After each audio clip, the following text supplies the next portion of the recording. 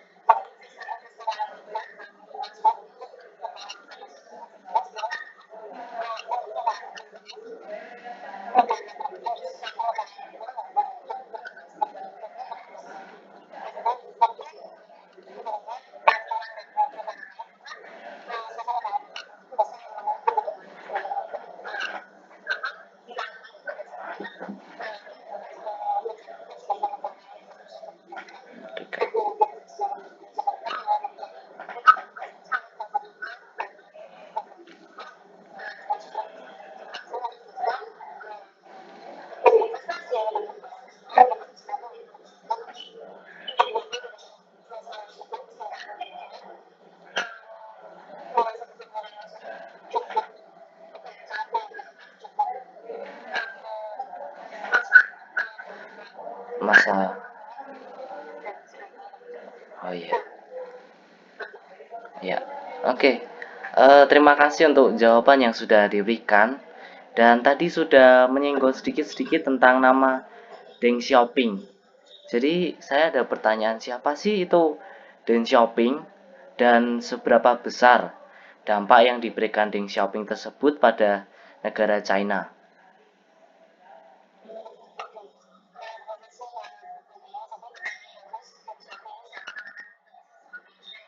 Ya,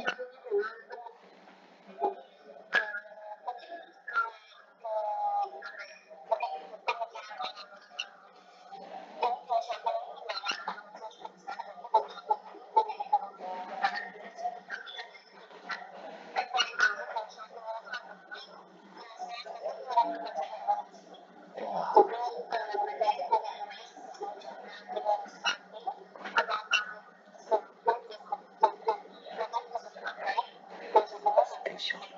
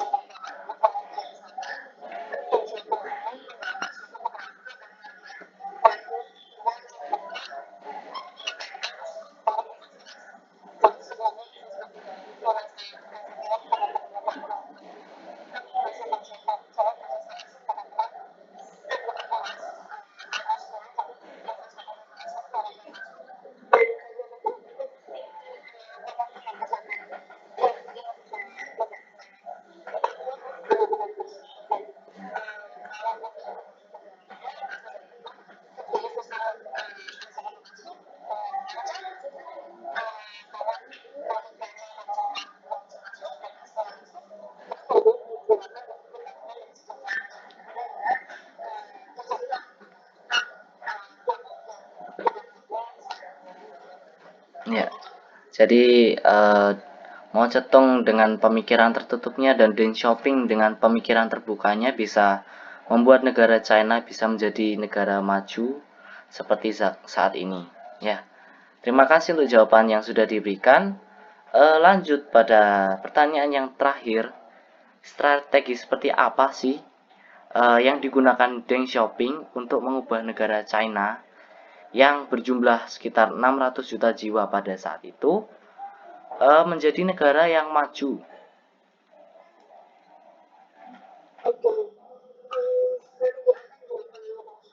Ya,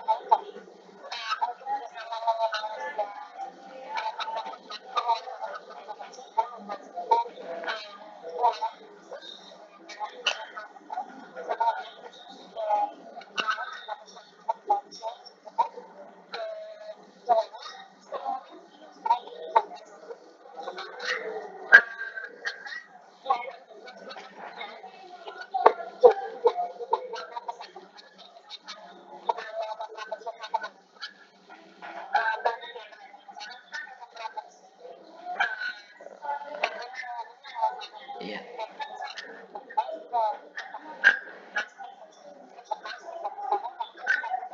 siap.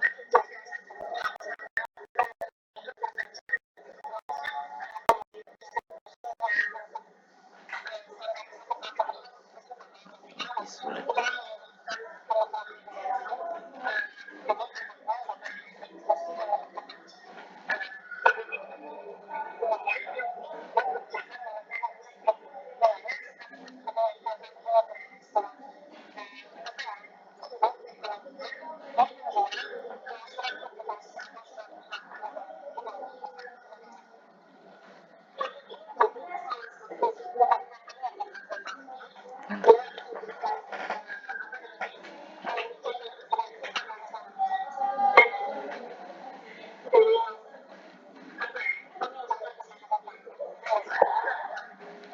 Iya,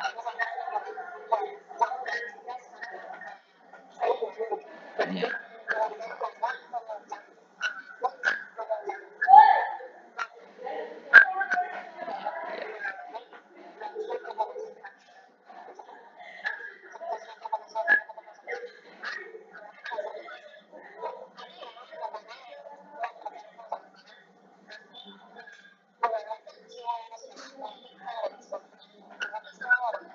iya.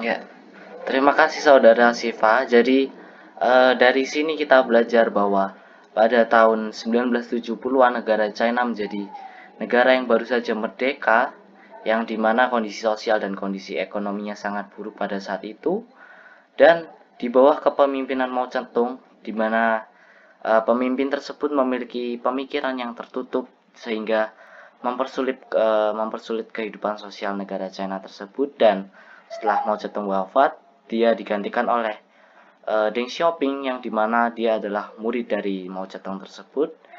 Dan Deng Xiaoping memiliki pemikiran terbuka yang membuat negara China bisa maju dan menjadi negara yang berkembang hingga saat ini. Ya, terima kasih Saudara Siva atas materi yang sudah diberikan. Ya, terima kasih.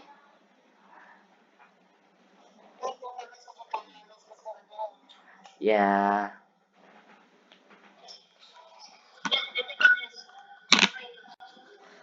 14.